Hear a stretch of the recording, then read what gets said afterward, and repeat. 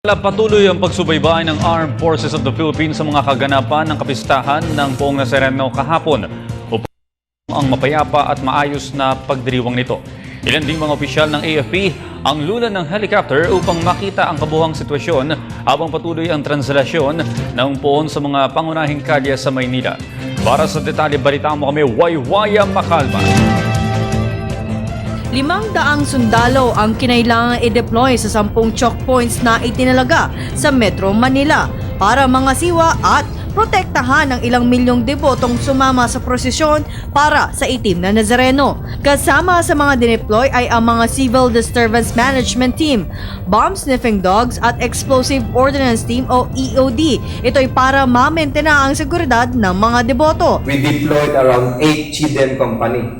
In fact, very effective yung deployment namin considering na it helps the MPD, yung Manila Police District Office sa pag-control ng crowd.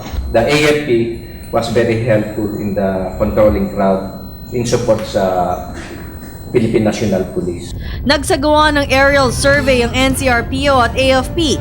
Ito upang personal na makita kung gaano karaming mga deboto ang sumama sa prosesyon at ang seguridad ng mga sibilyan.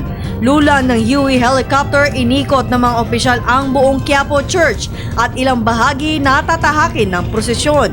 Ayon kay Brigadier General Manuel Gonzales, mapayapa ang buong pagdiriwang sa kabila ng ilang naitalang sugatan na sumama sa prosesyon. At general assessment, generally very peaceful yung makikita mo sa itaas. I don't know on the ground because wala ko doon. But Director Balmoria mentioned that it's generally peaceful.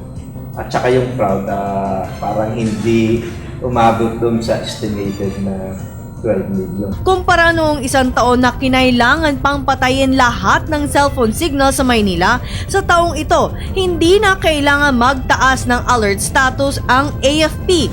Patunay na walang nakitang banta sa seguridad para sa mga debotong namamanata sa itim na Nazareno. Sa AFP, walang report silang any report of threat that will threaten the conduct of the procession ng Black Nazarene. Wala kaming na-receive na report.